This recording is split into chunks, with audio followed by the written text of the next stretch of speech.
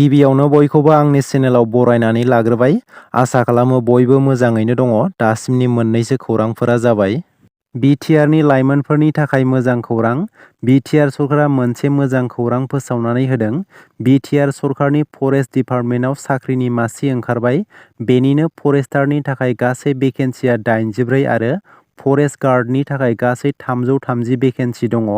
गासै 414 भेकेन्सिया BTR forest डिपार्टमेन्टनिफ्राय ओंखारदों।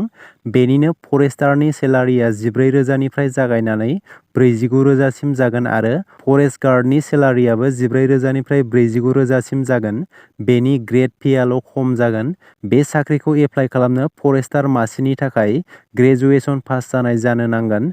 बेनि बैसोआ 18निफ्राय 25 बोसोर बैसोनि गासैबो बिजाथियानो एप्लाइ खालामनो हागोन। बेनिनो एससि एसटिनि थाखाय 5 बोसोर रिलेक्सेसन दङ। फरेस्ट गार्डनि थाखाय हायार सेकेन्डारि पास जानायफ्रा एप्लाइ खालामनो हागोन। बेनि बैसोआबो 18निफ्राय 25 बोसोर बैसोनि आरो एससि एसटिआ 5 बोसोर रिलेक्सेसन मोनगोन। बेनि थाखाय गिबियाव रिटेन एग्जाम लानाय जागोन। बेनि समा 3 घन्टा जागोन आरो बेनि साबजेक्टआ जेनेरेल नलेज, सानखान्थि, इंराजि आयदाया थागोन होननानै फोसावथायाव होदों। बेनि उनाव फिजिकेल टेस्ट लानाय जागोन, जेरै हौवासाफोरा 26 किल'मिटार खारनो नांगोन आरो हिन्जावसाफोरा 16 किल'मिटार खारनांगोन। बेनि उनाव इन्टारभिउ लानाय जागोन। बेखौ अफलाइननि गेजेरजोंसो एप्लाइ खालामनो हागोन आरो बेनि जोबथा अक्ट'आ फैगौ 3 एप्रिल एबा 3 एप्रिलनि सिगां बेखौ सेन्ट्रेल सेलेक्सन बर्ड बिटिसि क'क्राझाराव थांनानै बे साख्रिनि थाखाय एप्लाइ खालामहैनो नांगोन। पृथ्वीराज नारायण देबमेसनि मुंखौ बोखारनो खावलायदों। फैगौ लक सभा बिसायख'थिखौ नोजोर होनानै बिपिएफ दोलोआ बावैसो सान सिगां टिकेट मोननो हाथाव 3 बिजाथिफोरनि मुंखौ फोसावनानै होदोंमोन। बेनि गेजेराव प्रमिला रानी ब्रह्म, खाम्फा बरगयारी आरो पृथ्वीराज नारायण देबमेसनि मुङा दङमोन। बेनि गेजेरावनो माखासे सान सिगां प्रमिला रानी ब्रह्म बिथाङा गाव बिसायख'थि गेलेनो हाया होननानै रोखा खालामनानै होदोंमोन। बेनि गेजेराव दायो दङ खाम्फा बरगयारी आरो पृथ्वीराज नारायण देबमेस। बिसोर सानै बिजाथिनि गेजेराव दासान्दि दान्थे-बिदान्थे जालायनायखौ नुनो मोनगासिनो। सासेया गुबुन सासेनि सायाव बाथ्रा दान्थेलायनायखौबो नुनो मोनगासिनो। बेखौ लानानै लाइमोन बिपिएफ आरो बिएसइउआ पृथ्वीराज नारायण देबमेसनि मुंखौ पेनेल लिस्टनिफ्राय बोखारनो बिपिएफनि हाइकमान्डखौ खावलायदों। ज्ञानेश कुमार आरो सुखबीर सिंह सान्धुखौ भारतनि गोदान बिसायख'थि आय'गनि सामलायगिरि महरै थिसनबाय।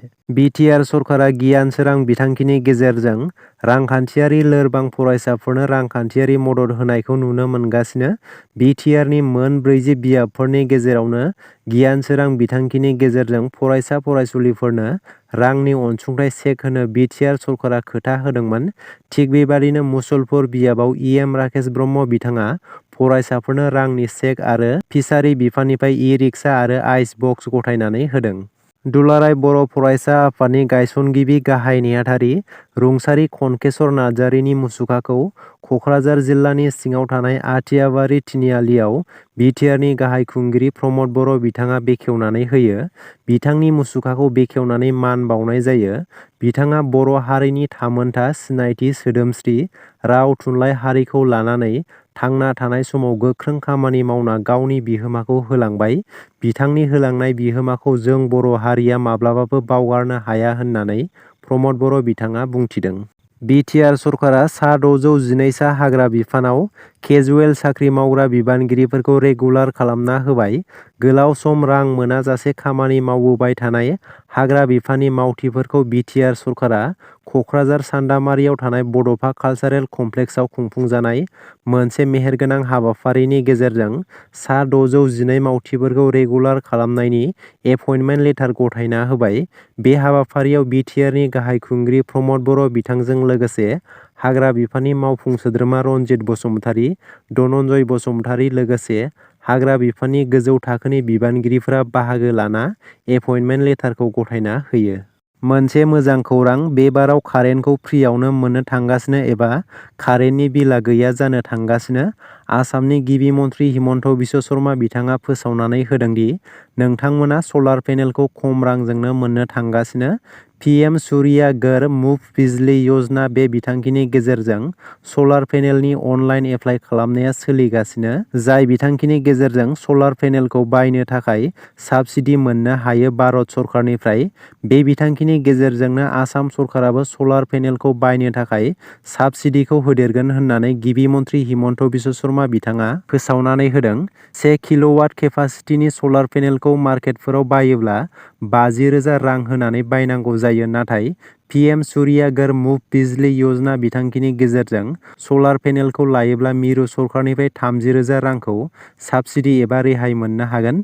लोगोसे आसाम सरकाराबो 15,000 रां रेहाय एबा साबसिडि होगोन, जायनि गेजेरजों 1 किल'वाट केपासिटि गोनां सलार पेनेलनि थाखाय 5,000 रांल' गावनि पकेटनिफ्राय होनानै सलार पेनेलखौ लानो हासिगोन।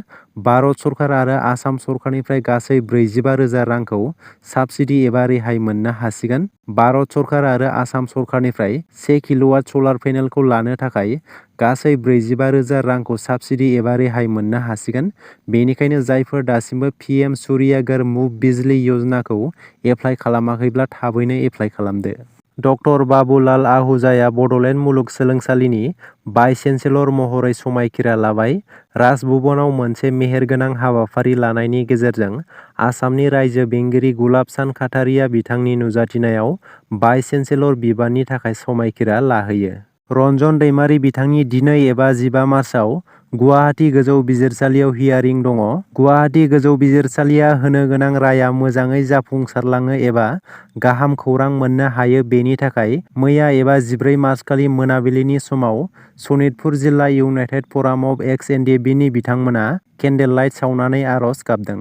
बिटिआरनि बाहेरनि कन्ट्रेक्टरफोरासो इरिगेसन बिफाननि खौटि रांखौ लानानै थांगासिनो दं। मोनफ्रोमबो बिफानावनो बिटिआरनि बाहेरानि कन्ट्रेक्टरफोरनावसो खौटि रांनि फाइलफोरा दं। बिटिआरनि सिंनि कन्ट्रेक्टरफोरखौ नासयदों होननानै बिक्रम दैमारिया गोख्रों रावजों खुंथाय गोहोआव थानाय बिटिआर सरकारखौ सोंखारिदों।